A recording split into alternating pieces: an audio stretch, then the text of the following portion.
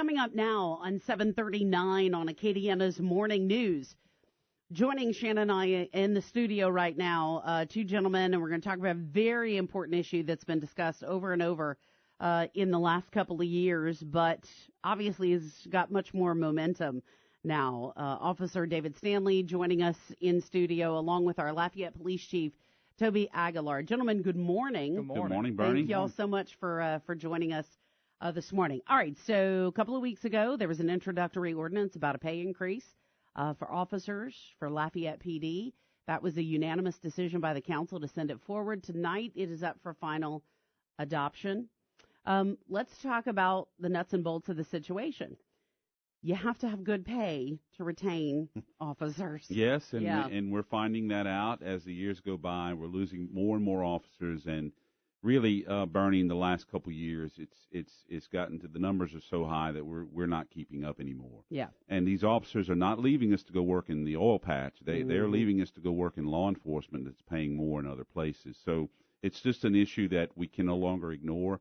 And, you know, we're very optimistic about tonight, and we appreciate you, KPEL, and all your support, all your listener support. It looks very promising. We're very hopeful. And look, the council has always been there for us. We don't anticipate there being any change to that. And it went forward with a unanimous vote. So we have reason to be optimistic. It's something that's necessary because we're losing too many officers. And if we don't do something soon, you're going to see the face of Lafayette PD changing. And having too many rookies on the street is a problem. I mean, the bottom line is this. When you talk about dollars, we're going to pay on the back end by having young, inexperienced officers. So we've got to change that trend. And get the pay where it needs to be so that officers want to stay with Lafayette PD and retire with Lafayette PD. And retire, and stay their whole careers, you know, and that way the institutional memory of these officers doesn't leave. That's right. When they leave to go to a different department. You know, it's hard enough to make bills in today's world, no matter what you're doing, but then you add to that the pressure of being a police officer. The stress of being a police officer. You know, I've been fortunate enough to be very good friends with many Lafayette Police Department officers over the years. And I know an officer, coincidentally, who did just what you're describing. He left simply because of the pay. He moved away. Now, he moved pretty far away. Right. But just to give our listeners an example, how does the current pay compare to surrounding parishes on a percentage basis? So surrounding parishes, I can tell you, not surrounding parishes, but surrounding agencies. Okay. Just in Lafayette Parish, we are the lowest paid police agency in the parish of Lafayette. So taking that into context, Lafayette PD, the 911 system gets about 391,000 calls a year, or last year they did. Lafayette PD handles 191,000 of those calls. And I'm talking total calls. That's right. EMS, police. Sure. So all the other agencies combined, plus EMS, fire, handle about as many calls, or a little bit more than Lafayette Police handles alone. So we're offering the lowest pay right now, but the most work, and it's not working out for us. Yeah. And if the pay increase goes into if it is in fact approved, which you mentioned you're optimistic, no reason to believe that it's not going to happen, at least at this point. How will you compare then? Well, there was a meeting recently with the mayors and police chiefs from Lafayette Parish where in that meeting everybody agreed to get their starting pay up to $40,000, and so that's what we're asking for. And so at the end of the day, we want to be at that same level with the agencies around us and have a starting pay of $40,000 a year.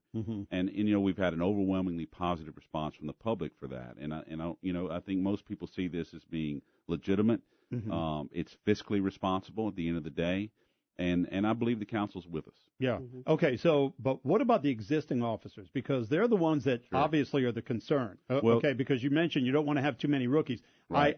I'm supportive of increasing the starting pay because it is more inviting for people that are considering law enforcement as a career. Right. But what about increasing the existing officers to help retain them? Because that's clearly what the challenge is. Well, our pay plan there's a differential between each pay grades between each rank, and so it does go all the way up the chain. Okay. And so and the whole idea behind this is about retention. It's about keeping officers. And I'll tell you what's what's been our most concerning thing about the officers leaving is the fact that we're not losing necessarily the 1 and 2 year guys. It's the 5 to 10 year guys that we're losing.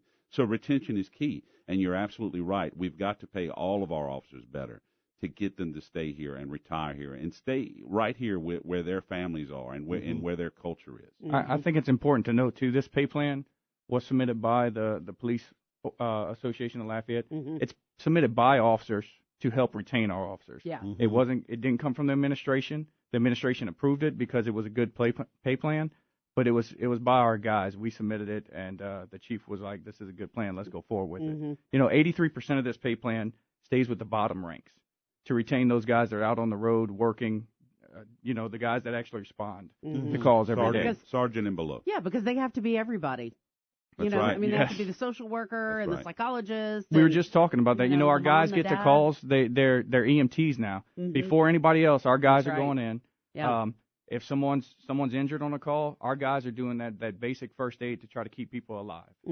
So it's a lot more demanding than it used to be. Yeah. Well, they wear a lot of hats. Yeah. Exactly. They definitely wear a lot of hats.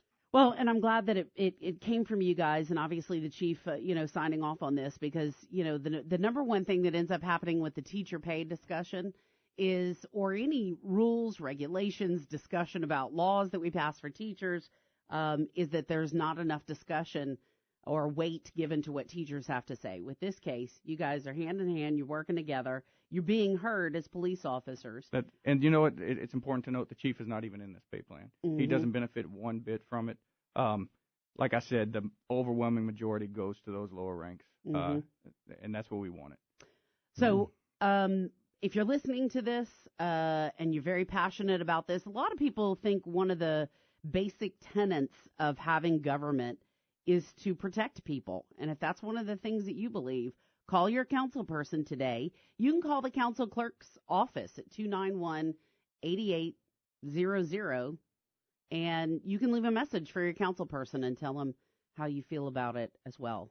David Stanley and Chief Toby Aguillard, thank you for your time. Thank you all for having us. Thank you so much. Thank you. We'll be anxious to see what happens. Yes. Coming up now on 746 here at KPEL.